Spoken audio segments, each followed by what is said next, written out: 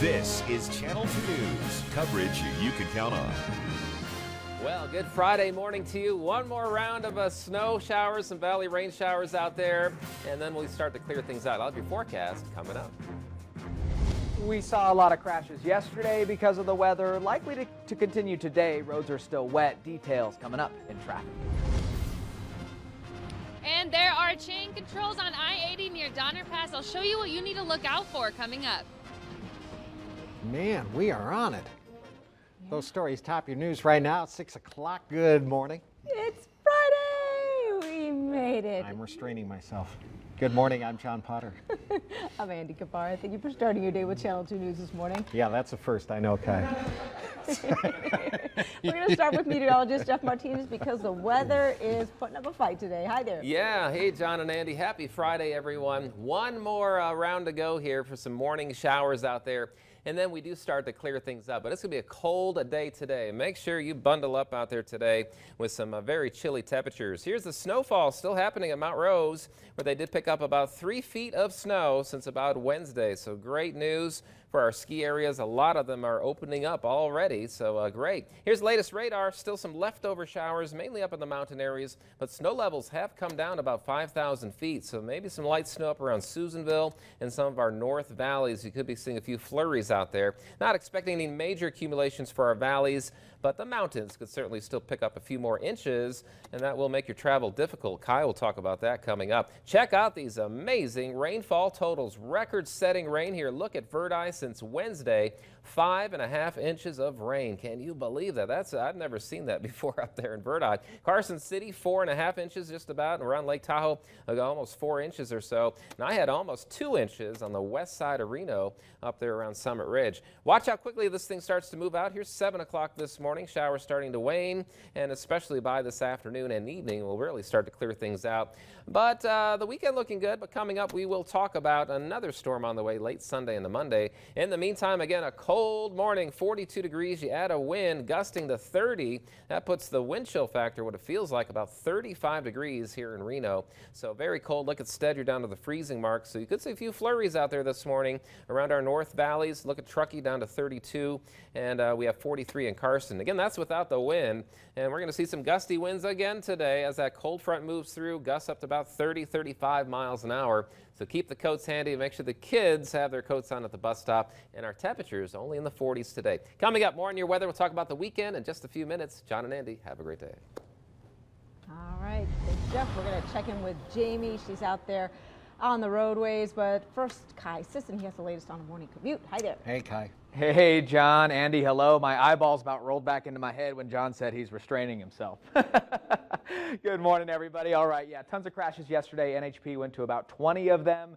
A little less rain out there right now, but it's still, important to take it slowly out there. Do prepare extra time when you leave today. Still see that reflection of water on the roadway here at Wells Avenue near the Spaghetti Bowl. Lots of chain controls. Let's go over them right now while I have your attention here over at Donner Pass. There's some. Jamie's going to be there in a moment. How about at Mount Rose Highway? Chains or snow tires required there. A lot of snow fell yesterday up there. Highway 267, chains required to or from Kings Beach there. And Kingsbury Grade has some chain controls up there this morning. Didn't see that yesterday, but today indeed. How about south of South Lake Tahoe? Highway 50, chains required there in between Echo Lake and Sierra at Tahoe. Luckily, those ski resorts haven't opened yet, so that's good news. All right, let's send it over to Jamie Hayes right now. She's live at Donner Pass. Jamie, I see some trucks behind you, lots of cars. What are the conditions up there, and what can people expect? Yeah, good morning, Kai. Yeah, there are a lot of cars out here. So chains or snow tires with four-wheel drive are required in order to be on I-80 this morning. So again, if you don't have chains or if you don't have snow tires with four-wheel drive, guess what? You're not going to be, you shall not pass. You're not coming through. They're turning people around who don't have either of those. So yeah, a lot of people are lined up. Caltrans here, they're checking every single car. They're making sure those chains are on tightly. They're making sure those snow tires are on. They're making sure everyone knows and understands the conditions that are on the other side of this pass here. And then we have about a mile of cars lined up on the side of the road over here. There are all these people putting their chains on and making sure that they have them on correctly as well. There is somebody walking down the roadway and he's checking them. He's helping people out as well. So if you are one of those people that need to put on their chains, make sure that you safely pull over to the side of the road. Make sure you put your hazards on. Make sure you have a flashlight. Make sure you are wearing bright clothing because it is dark out here. It is cold out here. We want you to be safe. We want you to be seen. So again, grab a flashlight or wear a vest, something reflective like this so cars out there can see you. And if you were watching yesterday on Mount Rose Highway, it's not as bad as it is up there. We do see some snow plows coming through. We've seen a few, but it's not all ice under here. It's still very, very slushy and very slick. So again, drive slow, be safe, and grab those chains before you head out the door this weekend because you're going to be needing them. Back to you guys. You can get like fluorescent or that reflective tape. It's not that expensive, and just put it on the back of whatever coat or backpack you have. That's right. Yeah, absolutely.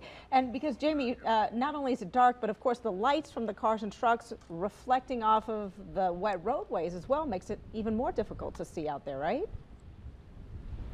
Yeah, it is. It is very difficult to see. Even when we were driving up this morning, we had to slow down. We were going about 30 miles an hour because we just could not see in front of us. It's so hard to see. And with all the lights on the other cars and the snow blowing towards you so fast, it's just all white out there. So be safe.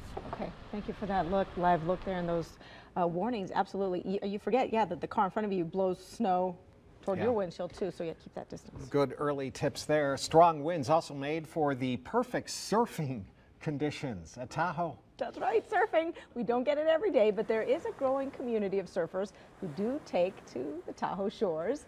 One of them is Brendan Lagasse. When he sees the winds are strong and blowing in the right direction, he slips into his wetsuit and tackles the Tahoe waves. There's a lot of surfers, and on any given day when it's firing out there, you'll see people all around surfing different places around the lake.